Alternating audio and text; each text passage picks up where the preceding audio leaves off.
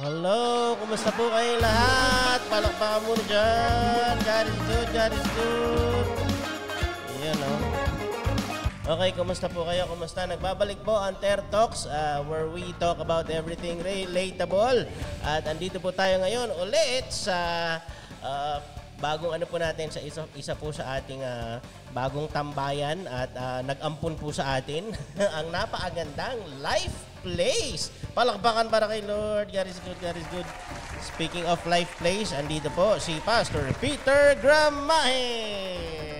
Magandang araw, Pastor Peter. Kamusta? Yan, kumusta po mga ilaw? Mga ilaw.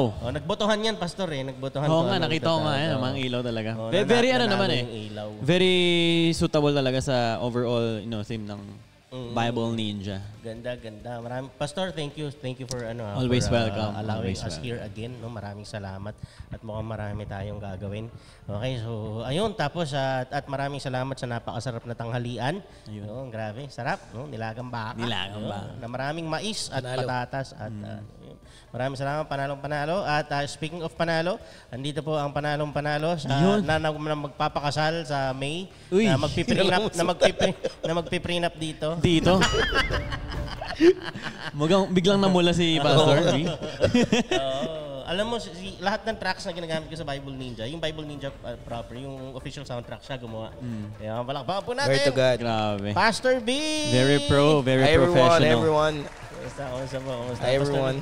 Pastor B, baka meron ka mga specific na taong gustong batiin. Hi Rachel. Yeah. Sorry. Alam mo na yan. Dito na. Bawal ba sabihin? Oo. Bawal ba sabihin? In-announce ko eh. Hindi, Bawal ba? okay lang. Ayaw mo sila. Okay, so ano muna? Ang magandang balita, no? Pumalo na po tayo. Actually, lumampas na ng 1,000. Pumalo na po tayo ng 300,000 followers! Grabe. Maraming salamat po. God is good. God is good. Grabe. Kalahin mo yun, Pastor, no? 300,000. Oo, grabe. Pagkatiwala ka ng 300,000 followers. Amen. Amazing. Pastor, legit na yan, no? I mean, page na page ka na, no? Pag 300,000, no? Ang tindi mo. Parang totoong page ka na talaga. Oo. No? Kamusta naman yung sa amin? Grabe. Maraming salamat po sa lahat po ng nagsusupport sa Bible Ninja through Ruther TV, through watching the videos and sharing the videos and showing your appreciation, especially those who are extending their monetary support. Maraming salamat po. Pati na rin dun sa mga laging nag-i-engage, na galit sa amin, pero laging nandun. Yay. Maraming salamat po kasi Part kayo eh. Part sila. dumadami engagement dahil sa inyo. Maraming salamat. Thank you so much po. Salamat po. Ayun. Okay, speaking of engagement, no? Ito meron ako mga mangilan-ngilan mga bagay na gusto kong pag-usapan natin. Okay? Yun. So, Yes. grabe. Nung nag-umpisa po ang Bible Ninja Pastor, 15,000 followers po siya. Wow. After 2 years After po. 2 years. After 2 years, naging 300,000. Hindi ko Hindi na joke time to. Hindi na po talaga po. Kasi po, tapos nakapag-conference na tayo. Tapos kaya tayo nandito kasi nagpa-planning po tayo para sa conference sa 2024 sa Ayan na, in-announce na. Oo, sa January, second week ng January for Ayun. Bible Ninja Conference Yes. 2024. At meron na tayong theme, Light in the Darkness. Yung theme po natin ng nakaraan ay Love for the Word. Ngayon ay Light In the darkness. Kaya yung iba, yung nagagalit. Very relevant. Kaya yung iba nagagalit doon sa video ni Jake na yung sinabi ni Jake na theology can be an idol. No? Kung mag-develop ka ng pride sa heart mo because of your theological sophistication. Sinasabi nila, kaya sila nagagalit kasi baka daw yung mga tao, yung mga tinuturuan doon, mawalan ng gana sa pag-aaral ng word. Hindi nila alam yung theme nga, yung buong theme nga ng conference ay love for the word. Tama. No, nandun nga yung mga taong obsessed sa salita ng Diyos. Kaya saktong-sakto yung reminder na hindi lang ito pagalingan. Tama. Magandang magaling ka, pero nawawalan lang sa yung galing. Kung nung gumagaling ka, imbis na bumubuti ka, yung mayabang ka. So, sayang naman. Okay, so, ayun. Tapos, yung sinasabi ko kanina, speaking of yung ating 300,000 followers. Maraming salamat po.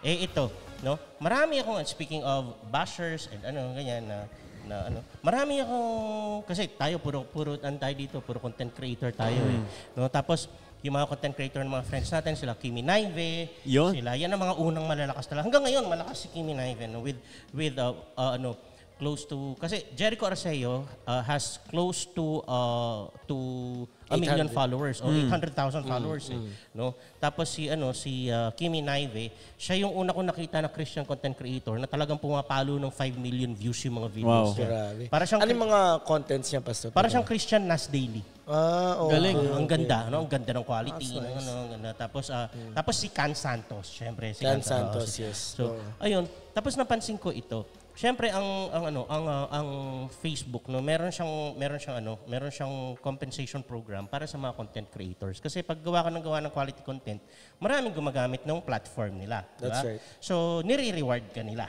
di ba? By pushing you sa algorithm para makita ka ng mga brands na naka-inline dun sa iyong audience, no, na pwede. Tama, Okay. tama. So, ang napapansin ko ito, I received a number, na marami sila, no, na sinasabi, na nagagalit sila pag nakikita nila na yung page ng isang Christian content creator ay monetized. Nagagalit sila kasi daw kinakalakal yung salita ng Diyos. Okay. Kasi ginagawa mo pa lang pala to para sa pera eh. Pumayag ka ma-monetize eh, no. Lalo yung ganun yung thinking nila. Ganun. So hindi ko alam kung nung nag-apply sila ng trabaho, hindi ko alam, baka sinabi nila, huwag niyo po akong bayaran, volunteer lang. Hindi, Pastor, i-explain mo sa kanila bakit may mga fees or bakit may mga Kasi ganito po yan. Okay, si Pastor manager eh. Manager. Pastor, okay. Ganito. Kasi di ba sa church, di ba, merong volunteers. Okay? Tama. Okay. Tapos yung iba, merong allowance. Tapos yung iba, wala talaga. Yung iba, ayaw mag, Okay. Tama. How do you qualify? I mean, paano mo kinakategorize? Tapos, pagdating sa work din, syempre, may mga alam ko, pinaprioritize nyo na employees, mga Christians, kasi syempre, maganda yung character. Di ba? So, paano yung compensation program ninyo o ano rin ang masasabi ninyo doon sa mga tao na dinidemonize yung compensation o yung pagtanggap o yung pagkita, no yun. So sa church namin, Pas, we don't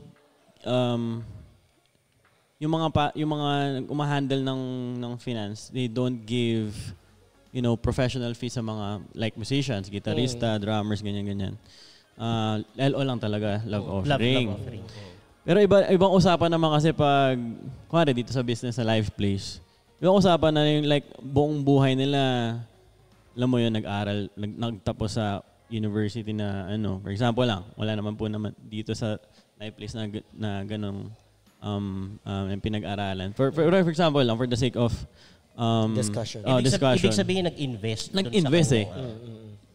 Alam mo, in-invest nila yung time, buhay nila, lahat, knowledge, to gain this skill. Di ba? So, nakapagtaka lang rin kasi minsan tayo pa yung mga Christians, tayo pa yung hindi... Ayaw mag-support. Ayaw mag-support? Bakit ganun, di ba? No? Tayo pa yung mismong wini-withhold yung blessing sa mga ganitong klaseng tao. Ang sabi sa Proverbs, do not withhold blessing to those who deserve it. Exactly. That's true. Exactly. Well, Pastor, nasabi niyo na tungkol dyan, no? Like for example, the church musicians, alam ko maraming hating mga churches ang tungkol sa compensation. Like for example, ang mga musicians may mga churches to, hindi ako nagbabanggit ng churches, no? Hindi nila ay naalaw ang kanilang mga musicians na mag-gig. Mag-gig. Weddings. Mag-gig sa weddings. Of course, nagigets natin yung discipleship, yung accountability na hindi nila hinaayaan dun sa, alam mo na, like for example, talagang hardcore bars. Pero there are lots of options right now na pwede ka naman mag-gig. No, pero hindi ka napapayagan. And eto na banggit ko sa conversation namin ni JM kanina.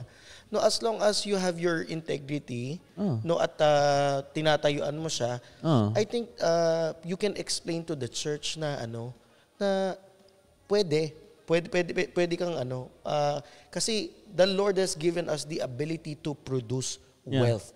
Siguro parang ganito rin yan eh. Hindi na ako question yung mga Christian musician na let's say nakaabot sa ganitong estado na sikat, tapos talagang Ano ba? binabayaran. Walang problema. Halimbawa, tumutugtog kay Lea Salonga. Mga ganun. Tumutugtog kay Regine Velasquez. Pero pag mga Low-key. start pa lang, Oo, mga mga low-key, Ba't dyan na ganun? yung mga... Oo. Basking. Meron akong, dati nung sobrang dogmatic during the charismatic movement, no? Yung talagang first wave ng charismatic movement, back in the late 80s, meron akong teacher sa drums. Alam niyo, tumugtog lang siya sa cheering competition sa school. Eh, ano ba kinakanta sa cheering? Ra, ra, ra. Give me an S, sophomore. Di ba? Tumugtog siya doon. Sinuspindi siya, indefinite. Wawa naman. Naawa ako talaga. I mean, yung kung gano'n, I'm not being as offending and bold, but I think the churches has to realize kung hindi naman natin kaya o hindi kaya ng church i-compensate yung skill o i-compensate yung, we appreciate the skills, we appreciate them being a volunteer, pero hindi basta-basta skill yan na na-acquire. Merong pinaglalaanan na oras yan. Hindi naman porket ikaw ay lumaki sa musician family, magiging magaling ka na. May pinaglaan ng oras yan. Although, on the other hand naman, as someone na binigyan ni Lord and binigyan ka ni Lord ng talent and skills to, make music, you won't abuse. Yes. Na Balance i-demand mo yung ganito yung yes. may mga ganun rin kasi. Tsaka yung iba naman kasi talaga. Kaya ako sa tingin ko, mas ang laking tulong na tent maker ka. Yeah. Diba, marami kaming side hustles. Si Pastor B, maraming side hustles. Kasi para pag talagang nag-ministry kami, tapos ministry kami. Pag hindi, pag nagtanong ng professional fee, sinasabi lang namin yung professional fee namin sa labas. But I usually say, I don't charge for ministry. This is what they give me outside. It's up to you. No? Pero, so ganun. Kasi artist ako talaga outside ministry So, pero ako kasi for the longest time, ang belief ko, everything I do, as long as I do it for the Lord, is ministry. Yeah. So everything I do. So there's dalawang klase ng ministry. Merong church work, merong outside Tama, church work. tama. Everything becomes sacred. No? Kaya kasi yung iba, pag nagkakaroon ng division, pag nagkakaroon ng partition sa kanilang life na merong na ang ginagawa ko sa church para sa Lord, tapos yung sa trabaho ko ay para sa akin. Pagdating sa trabaho, parang hindi siya Christian. Anong kino-complement? Parang binabox-box mo. Kino-compartmentalize si Lord. Exactly. Parang, Compartmentalize. pagdating sa work, hindi sacred ang tingin niya doon. So parang hindi siya Christian doon. Pastor, so kung usapan ay you are doing gigs or hindi lang naman mga church musicians kasi meron din na sinasabi kahit mga pastors or then volunteers inside the church na minsan, mag full-time ka na. On the other hand, bilang isang volunteer sa church, bilang musician o bilang worker ng church, how do I keep my integrity, Pastor? Na, alam mo yun, you balance. Ito ang nakikita kong problem dyan. Yung sinabi ni Pastor Peter na tayo particularly the evangelical Christians in the Philippines, mga kabaro natin, okay, regardless of your specific denominations, ang sakit natin, pag kumuha tayo ng Christian na artist o Christian na gagawa ng trabaho, hanggat maaari gusto natin libre kasi para sa Lord. Kasi pag binayaran natin, parang nagkakaroon ng connotation na sinasangkalan niya si Jesus sa kanyang ginagawa niyang pagkaakitaan. Yun nga, di ba, nagtitinda tayo ng Bible dito sa paano yun? Sabi nila, pinapangalakal ko daw ang salita ng Diyos, dapat daw ay libre. Libre po namin binabasa yung salita ng Diyos, hindi po namin kayo pinagbabayad. Pero yung libro, yung pagpiprint ng papel, may bayad po yan. Sa totoo, walang libre. Pag may nakarating sa iyo ng libre, kahit ano pa yun, halimbawa, libreng pagkain, feeding, libreng medicine, medical mission, libreng pag-aaral, scholarship, lahat yan na may migay tayo ng libre, hindi yun libre.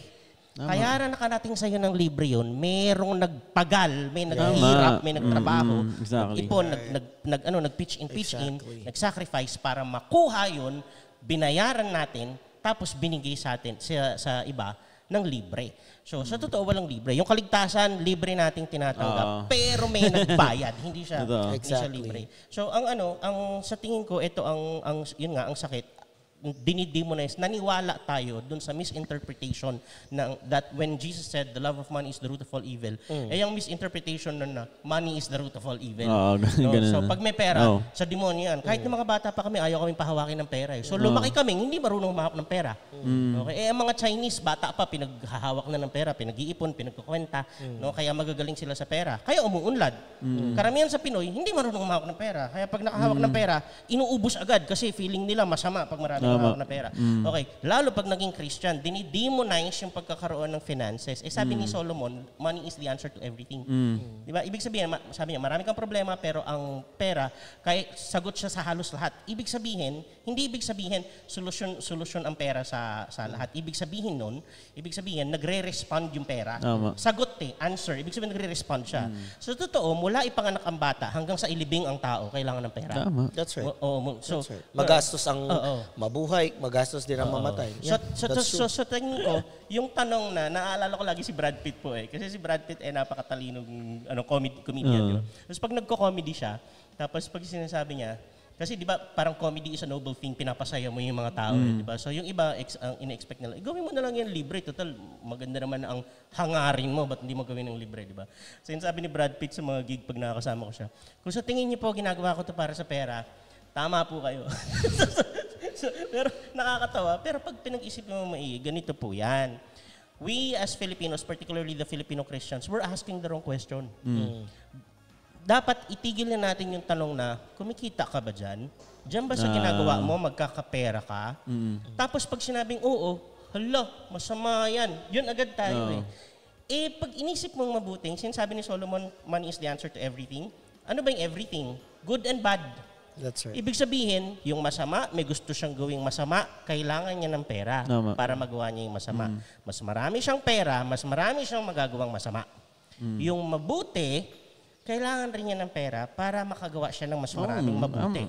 Ang isang mabuting tao na binigyan ni Lord ng maraming pera o kumita ng malaki, mas marami siyang magagawang mabuti. So dapat baguhin na po natin yung tanong. Ang itanong natin sa bawat isa, hindi, ginagawa mo ba to para magkapera? Hindi yon ang tanong. Ang tanong dapat, Pastor, bakit mo gustong magkapera? Okay. Yun ang tanong. Pag tinanong mo yan sa masamang tao, ba't mo gusto magkapera? Kasi gusto ko magwalwal. Kasi gusto ko mag-inom. Kasi gusto ko maglasing. Kasi gusto ko mag-good time. Gusto ko magbabae. Okay? Bakit mo gusto magkapera? Tanungin mo ang isang Kristiyanong maayos ang puso. Sasabihin niya, kasi may gusto namin tulungan. Marami kami tutulungan. Magme-medical mission kami. Hindi yan libre. Magpapaaral kami. Nagbabayad kami ng tuition sa school. Hindi yan libre. Nag-feeding program. Hindi yan libre. Nagtutulong kami sa community development. Nagpapatayo ng tulay. Papalagay ng poste. Hindi yan libre. Tama. So, ang tanong dapat, hindi ginagawa mo ba to para magkapera? Kasi mabuti at masama, parehong kailangan ng pera. Okay? So, ang tanong, bakit mo gustong magkapera? Yun ang tamang tanong. Tsaka money will just amplify who you are. That's right. Ina-amplify It will expose your heart. expose who you are. Kaya sa mga nagsasabi po, lalo mga evangelical Christians kabaro natin, na minamasama yung mga, kasi hindi kami kagaya, halimbawa, CCF. Institution sila Kami individual kami. Okay? Ibig sabihin po ganito. Katulad nito, kaya na-appreciate kita, Pastor, kasi alam ko mahal ang oras mo. No? Tapos pati si Pastor B, mahal ang oras nito. So, pero nandito kayo, ibig sabihin, nung ginagawa nyo to, hindi nyo pwedeng gawin yung iba. Yes. Habang ginagawa. Habang nagsiset up tayo dito, hindi pwede kausapin yung mga kliyente, hindi mo pwede Okay. So, kasi nga, sinasabi ko, walang libre, lagi may trade-off. Habang nandito ako, wala akong pwedeng ibang gawin. May kapalit lagi. Lagi. Wala akong hindi ako pwede magtrabaho, hindi ako pwede So, pag gumagawa po kami ng content, Di actually sinilibre. hindi kami pwedeng gumawa ng kahit ano. Okay? Ngayon, yung Meralco, hindi naman tatanungin sa amin ng Meralco pagdating ng bill. True. Etong kuryente na to, sa ministry mo ba to ginamit? Sa ministry po, hindi ka na namin sisingilin. Hindi naman ganun babayaran at babayaran mo pa rin yan. Okay, so, at Puputulan at puputulan ka nung kahit ano Tapos yung iba, hindi ko maintindihan, kahit ano nalang gawin mo, galit. Halimbawa, nasa content ka, manghihingi ka ng offering, lahat po nang gustong tumulong sa amin, pwede po kayo magbigay. Sasabihin, nanghihingi lang ng pera. Hindi ka mahingi ng pera. Bukas mo yung ads mo para pwede kang bayaran ng Facebook. Hala, may ads. Ano ba talaga gusto? Ano ba talaga gusto nyo? Di ba? So, ayun. Pero alam nyo po, gusto ko lang i-testify, no? Na-appreciate ko yung mga kagaya ni Kuya, Jobert. Si Kuya Jobert, no? Kasi talaga, ngayon, rampant, ang daming nag-aalok ng online gambling. Hindi na gaming, gambling. Okay? Online gambling, no? Talagang ang laki ng sa mga influencers, sa mga celebrities. Dyan. Ang laki po ng content creator. No? Ako po, at the very least, siguro meron ako 10 tinanggihan. No? Nararamdaman ko yung sinasabi ni ano. Kasi ipopost mo lang, tapos sasabihin mo lang pwede naman kayong maglaro, pwede kayong hindi. Bahala naman kayo, hindi naman pipilitin eh. Basta nakita nilang pinost mo, babayaran ka nila. No? Ngayon, kung may magalit, kung mukha ka lang talagang pera, wala akong pakialam. Di ba? So, pero doon ko talaga matitest, no, na talagang yung, ano ba ang mas mahalaga sa'yo? No, so yun. So maraming salamat po sa inyo at sa 301,000 na naka-follow po sa atin. Yes, palakpakan, grabe. God is good, God is good. Hindi naman, no? 300,000. 300,000 na, Pastor. At we are praying na this year, di ba, December, but we are praying siguro pagdating ng Bible Ninja, umabot tayo sa 500,000. Amen. Tapos in the next year. Amen. Bakit hindi umabot ng 1 million? Bakit hindi, di ba? Yeah. So, lalo sama-sama tayo, joint effort tayo. Maraming salamat po. Palakpakan natin si Lord. Grabe. Okay. So ayun, lagi niyong tatandaan, ang itanong nyo, hindi yung pag ginawa mo, ba't mo magkakapera ka? Hindi, ang tanong mo, ba't mo kailangan ng pera? Saan mo gustong gamitin? Yun ang tamang tanong. Kasi para lumabas yung content ng heart. Hindi po masama ang pera. Okay, so, ayun, so tapos, sabi nga ni Kuya Chinky, hindi yun nakakapagpabago ng ugali. Nakakapagpalabas. Tama. Nakakapagpalabas siya ng ugali.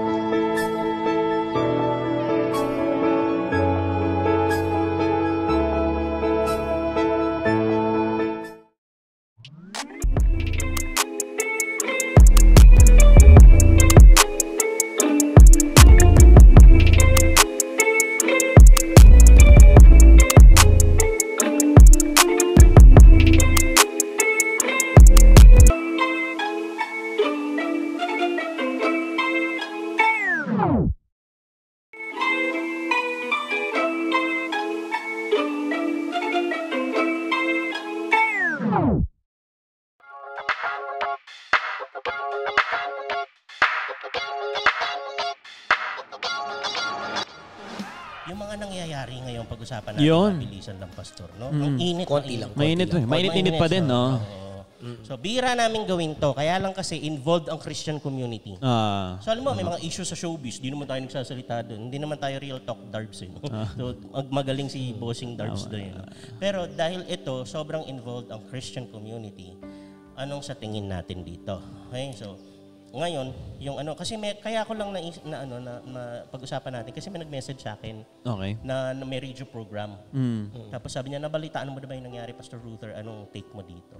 So, yung, di ba yung nag-viral, wag na natin banggitin yung mga pangalan. Okay? So, pero may nag-viral, di ba, na sobrang na-offend ang Christian community, particularly ang Catholic Church. No? So, tapos, ngayon, meron sa Jensa, nag-declare na ng persona non grata. Tapos dito Negros. nag-declare persona non grata. Tapos dito dito ngayon, nagsampa na ng kaso ang PGM, no? So, mga natin yan, mga uncle natin yan. Mga uncle natin yung nandyan. So, mga uncle natin sa pananampalataya. Anong tingin niyo dun? Kasi, ito tatanungin ko muna. Yes or no lang muna tayo. Do you agree? Yes or no? sa pagsampa ng kaso, Oo, sa pagsampa. yung ang hirap ng black and white na answer. Oo nga eh. Hindi, actually, totoo. Kasi may pros and cons ang yes at may pros and cons ang... May mga sacrifice kapag... Yeah, that's true. Ikaw muna. Sige, tingnan natin, tapos i-defend natin yung answer natin. Sige. This is not to throw shade on the decision. This is our own opinion.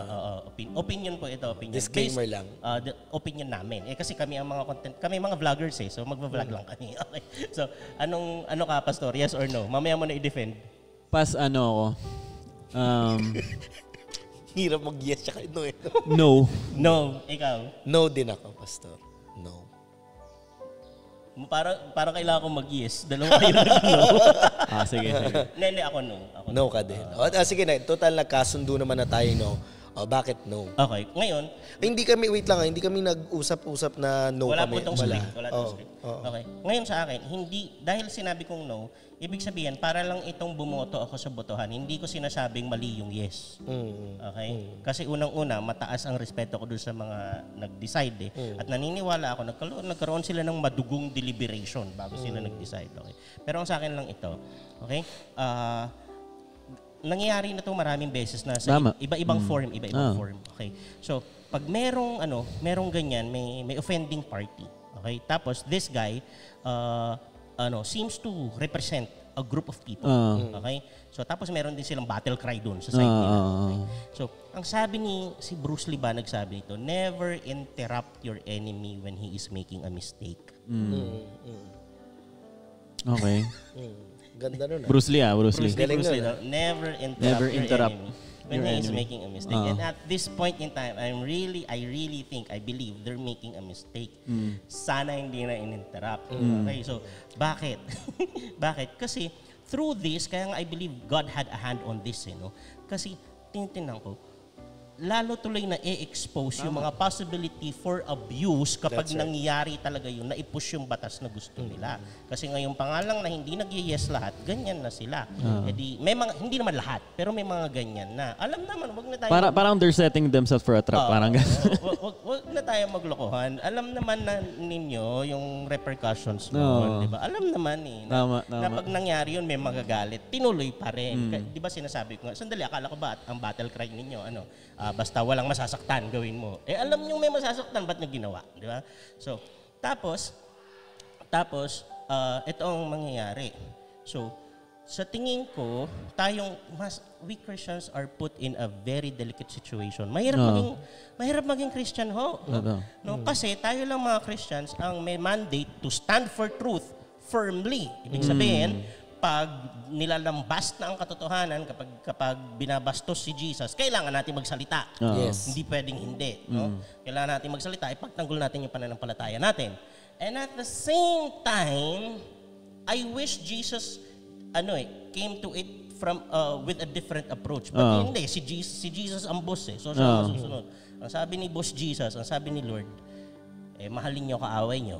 Paano yun? Gawan nyo ng mabuti. I think that's also, Pastor, the ako sa akin. That's why I said no. Ako din, if there's an option sa gitna, yes and no.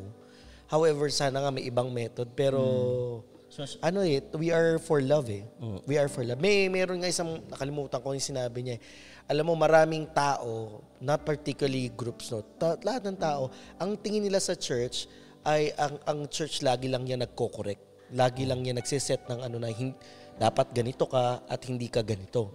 Pero hindi, dapat tayo ang example ng love nakikita pa rin sa atin love. Para ang love ang makover up ng multitude of sins. Pero ano itsura ng love, Pastor? Ibig ba sabihin mag-a-agree ka dahil No, love, of course not. Love na hindi tinotolerate. Yes. Love doesn't mean na may tolerance, di ba? Yeah. So hanggang saan tayo? Nasaan yung guhit? Yun, yung tanong. Paano Nasaan natin yung fine line ng fine line tayo. Paano natin i-express na hindi sa amin okay yan, tapos mamahalin din natin sila? Paano yun? Are you saying also na dapat hindi rin ba offending yung Kasi in other way, ma-offend talaga. You love them, but also, this has to hurt a bit. Totoo. Ganon talaga. Kasi sabi nga ni Jordan Peterson, if you remove the possibility of offending, you remove, sabi niya, you have to risk offending to be able to think. So, ibig sabihin, without the possibility of offending, you eradicate the possibility of thinking. No? So, sa akin lang, kasi pag dinimanda natin tas nakulong, nilagay natin sa napakadelikadong sitwasyon yung ating community, the Christian community. Why? I think, ako, Pastor Matt, ko lang sa'yo. Siyempre, of course, na-jeopardize din. I know that there are a lot of ministers na they are ministering with these people Correct. Na ang na-jeopardize, yung ministry nila. Ang tingin ng lahat yan, dahil nga may nag-represent na over us, ang tingin nila, nag-agree din tayo dun sa lahat. So, ang sa akin ito, hanggang doon ako sa condemning the act. The act, yes. Hanggang doon ako sa hindi sa amin okay yan, nasaktan kami. Huwag nyo nang gawin yan. Okay? Ngayon, kung gagawin nila, at least nasabi natin. Okay? Bakit? Kasi sabi ni Paul sa Corinthians, anong pakialam ko doon sa mga hindi Christian, pagdating sa correction sabi niya, hindi ko i-correct yung mga hindi Christian. Ang i-correct ko kayo. Christian kayo Talaga. Tapos ganyan ugali nyo, i-correct ko kayo. Ngayon hindi sila Christian, tapos Naintindihan masama niya. ugali nila, given yun. Kaya di ba mapapansin ninyo, mas mabilis akong mapikon sa mga Christian na masama ugali. Totoo. Kasi Christian ka ba't ka bastos? Di ba? Nagko-comment ka dito, tapos nakikita ko, pastor ka, tapos ang bastos mo mag-comment dito. Ngayon makikita ko, hindi ka Christian, okay lang ako, di ba? Pero kung meron kang verse sa nakikita ko Christian ka, sandali lang. Di ba? Ano nangyari? Di ba? So si Paul ganon, sinasabi, hindi naman ko-correct yung hindi Christian. Ngayon, ang gumawa, hindi naman Christian. Hindi Christian. So given yun. Okay, ngayon, sasabihin natin sa kanila, hindi sa amin okay yan. Ngayon, ang problem ito. In fact, doon sa sarili nilang community, marami ring nagagalit. Kasi may mga part ng community na nasa Catholic Church. Okay? Sabi nga, sandali lang. Hindi sa amin okay yan. Di ba? Hindi rin okay. So ngayon, ang mangyayari, kapag ganito yan, ang possibility sa tingin ko, pwedeng matalo siya sa kaso. Pag natalo siya sa kaso, dalawa ang possibility. Okay? Dalawa. Mag-agree lahat, which is very unlikely to happen, mag-agree lahat na, kita nyo, yan ang nangyayari. Pag hindi nag-iingat, mag-iingat na tayo sa susunod. I think ngayon pa lang, yun pa lang. This is very unlikely to happen kasi i-imagine ko na pag na-guilty, may mga kakampi, tapos magra-rally, tapos sasabihin, ino-oppress. Ganyan. Okay. So, pangalawa, pag na-guilty, nakulong o nagmulta, na-guilty, suppression of freedom of speech, at saka magiging siyang martyr. Hero siya ng community. I think also dapat hindi lang tayo naging subjective sa I mean, di ko nilalahat, no? Pero on this case, di ka dapat naging subjective kasi naman ginagawa din naman ng iba yan eh. Nagkataon lang din na highlight siya. Plus din, I mean, I'm not defending the person, no? Ang sinasabi nga natin, I'm not expecting any Baga para sa'yo, He's not my brother. Hindi na siya bago rin. Magwawala talaga eh. Baka may worse pang gumagawa sa ibang bansa eh. Totoo lang. Ngayon, tapos magiging martyr. Ngayon, pag nanalo tayo, okay, yung side ng Christian community na pag nanalo, edi lalong na-oppress. Pag natalo tayo, edi na-vindicate siya. So wala tayong paglagyan. Kahit saan ka tumimbang, may talo tayo. Mahirap yung yung kapag nanalo tayo, parang ang dadating sa ano ngayon kung nanalo kayo. Hindi, tsaka parang nandudurog ng tao. Yung mga Christian pala, pag nagalit, nandudurog ng tao. Tsaka anong benefit natin dun?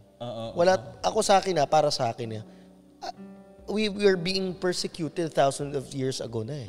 Many years ago. We are being persecuted until now. Ano pang kaiba nitong Tama. sa mga lalo na sa evangelicals, no? Nothing. I mean, we're not saying that this is not I mean, sana yung mga Christians nung pa lang dito, panahon ni Paul na pine-persecute ng mga disciples, may ganito na pwede pa lang pwede ka palang mag-revolt, magkaso, dito, kasama na rin to sa pag-yes kay Lord eh. Wala rin, we didn't win the person also by winning.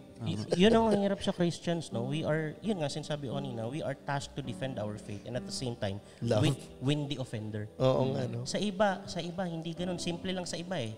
Gusto nyo kaming dudurugin din namin kayo. Ganun lang kasimple sa ibang religion eh. Diba?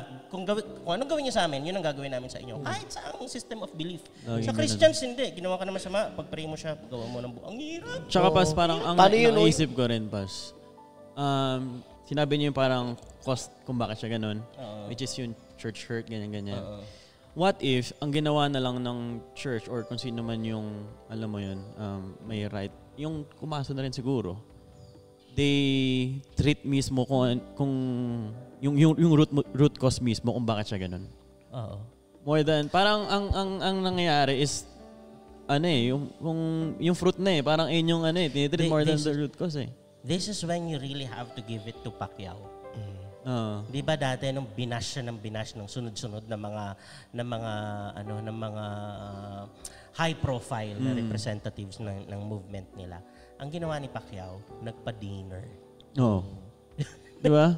Nagpa-dinner siya sa kanila. In-invite niya.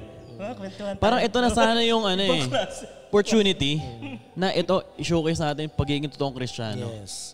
Na okay, let's treat kung bakit siya naging ganyan. Bakit dumating yung point point na na naging ganyan siya. Di ba? Eto, Pastor, narinig ko lang to sa isang bishop. No? A bishop friend told me this. Sabi niya, the church these days, whether they're Christian yan o hindi, alam mo, ang church, sobrang galing mag-discipline. Mag-impose ng discipline. Pero walang recovery o walang restoration process. Wala. They don't know. Kasi They iwanan only na ganyan, know how diba? to Parang burn bridges, Ang root cause kasi talaga na nito, church hurt eh. Di ba? Na-hurt siya sa church. Tapos domino effect na. Naintindihan ko naman yung pinanggagalingan ng mga church leaders natin. Kasi kung tayo nasaktan, sinisiguro ko mas nasaktan sila. And these people are representing many of us, roughly 5 million. 5 million individuals, no? Yung mga nag-file ng case na ito, no? Si gusto na sabihin na hindi nyo pwede yung gawin yun sa amin.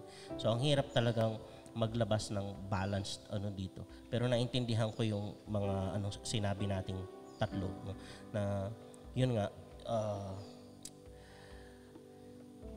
sana kung merong andyan sila Kuya Vince, di ba? Andyan sila, yung mga pwedeng pumunta. No? Merong kakayanan. Sana yun ang kinausap tapos punta ka nga doon kausapin mo. Di ba? Di ba? Privately. Di ba? Mag-i-witness. Kaya naman eh. Tsaka may reason para mag-usap eh. Gusto kita makausap, di ba? Nasabi niya eh. Ako yung representative namin. We want to help you. Ganun. Gusto kita. Di ba? Saan ka nasaktan? Mag-usap tayo. Testimony pa yan. So, ngayon, having said that, gusto ko po humingi ng kasi ito, mismong video na to, maraming mga babash sa atin dito. Yeah. Kasi ang sasabihin nila, nagmamarunong tayo, mga bishop pa tayo. Pero, sinasabi po namin yung hindi masabi ng iba eh. O yun po ang calling namin. No? Kasi pag hindi namin to sinabi, magliliyab to sa puso namin, kakainin kami nito. No? Ito pinapasabi ni Lord. No? So, through us, alam namin, naglalagay talaga si Lord ng mga varying points dyan para mapag-usapan. Tama. Mismo mga disciple nagdi-deliberation. Naman. Okay, so, tapos, ipag-pray po natin. Yung sitwasyon ng bansa natin, yung socio-political climate natin, yung bansa natin mismo, yung moral groundings natin, yung church. No? At eto pa isa sa, yung sinabi mo, Pastor, okay? Sabi mo, dati pa ganyan na talaga. Tapos kanina nga nag-uusap kami, you are on the same page na doon na tayo papunta eh. Di ba? Yung nag-uusap tayo kanina, doon na tayo papunta eh. Ang sa akin naman, on the other side of the coin, okay? So, to form the whole coin, no? On the other side of the coin, gusto ko sa inyo itong iwan. Okay? Na pwede pa rin tayong tumayo at sabihin natin, hindi to okay sa amin. Tapos sabihin na, pero mahal namin kayo. And at the same time, pwede natin itong i-delay. Kasi ang concern ko yung future ng mga anak natin. Pwede natin itong i-delay. Alam mo ang proof ko? Tangible proof ha? Tangible proof na nandito nakikita mo. Okay? Itong problema na to na kumakain sa US ngayon. Okay? Tapos na dinadala rin sa atin. Okay? Hindi ito problema ng Dubai. Hindi ito problema ng China. Hindi ito problema ng Russia. Hindi ito problema ng India. Okay? Ibang bansa yan eh. Pilipinas tayo. Hindi ito problema ng Marawi.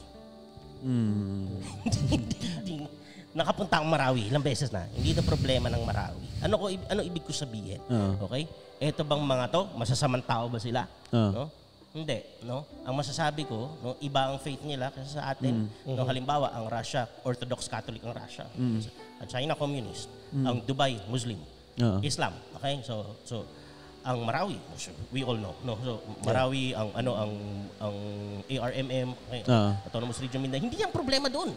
Hindi pinag-uusapan yan doon. Okay? Hindi nila yung problema, ba't sa atin problema natin? So ibig sabihin, kaya hindi nila problema kasi matigas ang tayo nila sa pinaniniwalaan nilang tama.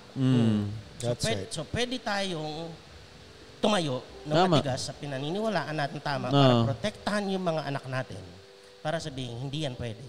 Kung gusto nyo gawin nyo, pero wag nyo ipasok sa amin. Yun lagi ko sinasabi, Pastor. Kung Muslim ako at gusto mong kumain ng bacon, hindi kita babawalan, pero wag mong ipapasok sa mosque. Ganun. Diba? Wag mong ipapasok sa mosque namin. Kung Hudyo ako, gusto mo kumain ng baboy, gusto mo kumain ng bacon, ng ano pa ba mga luto sa baboy, gusto mo kumain ng spare ribs, okay, hindi kita babawalan, pero wag mo ipapasok sa sinagog namin. Nakuha mo? So, nung nag-i-enjoy naman sila doon sa mga venue nila, wala naman din tayo doon. Hindi naman tayo biglang mag-gate crash doon. Tapos sasabihin natin, "Uy, tigil niyo yan, ayaw namin yan." Kasi lugar niyo yan eh. So, ngayon, itong mga bagay na tinuturing naming sagrado, sana wag niyong tapakan. Kasi mahalaga sa amin. That's right. That I think 100% true. I agree. You know, we'll let you be, kasi accountability sa sarili niyo yan eh. May mga isip na kayo. Plus yun nga, sino pa bang i-correct natin? Una dapat yung mga Christians. And like what Pastor Ruther said, na sinabi ni Pablo. Yeah, but I think essentially here is, yun nga, with stand firm, we are the representation of God's love to them. May naggalit si Jesus, pero at that moment also, napakita niya ring, wait lang, mahal kita. Diba? Tayong hirap nun eh. May kagalit ka, tapos biglang yayakapin mo. Diba nakakaiyak yung ganun? Yung galit na galit ka, yung sobrang galit na galit ka, tapos pag sige na, nag-sorry, biglang galit pa ako eh. Diba yung parang, wala kang magagawa eh. Kung mahal mo yan, kung kapatid mo yan, turing mo kapatid mo dyan, you see that, alam mo may potential yan para maramdaman ang pagmamahal ng Diyos sa Kanya ni Jesus, you will withhold that anger. Okay, teka, nag-sorry na. Okay, na. Kaya nga, I think, Pastor, ako sa akin, di ba sinabi ko na sa inyo to, exposition ni Lord to eh. To expose the heart of the believers and other denominations. And of course, the group, Ako, Pastor, ang sa tingin ko, ipag-pray natin lalo kung ano mangyayari sa susunod. Kasi yun eh, pwedeng halimbawa, di ba si Lord, tinuloy naman niya yung hatol eh. Ibig sabihin ko sa demanda, guilty tayo, tinuloy ni Lord yung demanda eh. Napansin nyo? Tinuloy niya yung demanda. Tapos nung bumaba yung bayad, siya nagbayad. Ganun yung ginawa ni Lord. Hindi naman niya inurong eh. So hindi ko pa so hindi ko pa nakikita kung anong nito, anong plano nila, pero naniniwala ako na wisdom-filled itong mga leaders natin at mahal na mahal nila si Lord. So sa lahat po ng mga dumadaan sa confusion, sa kanilang sarili, sabi po ni Lord, you shall know the truth. That truth is not your feelings. That truth is Jesus.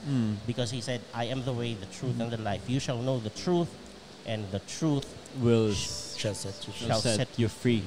Pastor, can you pray for everyone?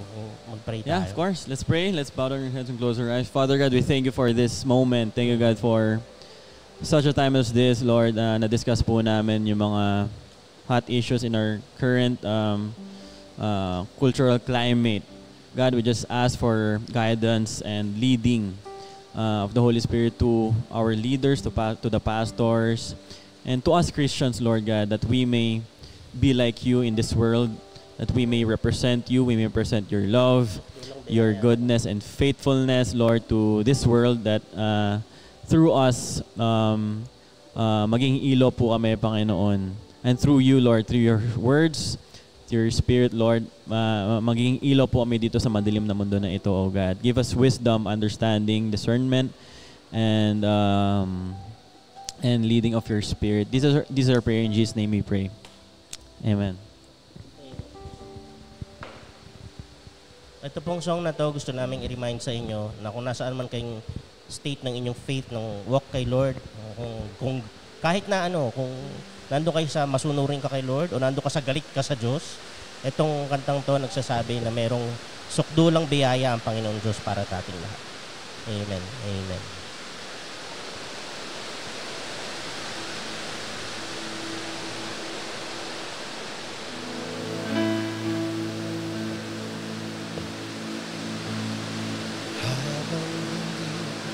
Karapat-dapat pag-ukulan ng hatan at wagas mo pagsinta. Habang walang kakayanan, masuklian ka na mabuti sa lahat mo ginawa. Niyakap mo ko sa aking gabi. Ibig mo ako nang di kayang tumasan. Oh, Diyos ng katarungan at katwiran ng kahit minsa'y di nabayiran ng kamanalan, kalwalhatian. Salamat sa sutulang biyaya mo, O Diyos ng pag-ibig na kaysa aking mga pagkakasala, higit pa sa buhay ko. Salamat sa sutulang biyaya mo.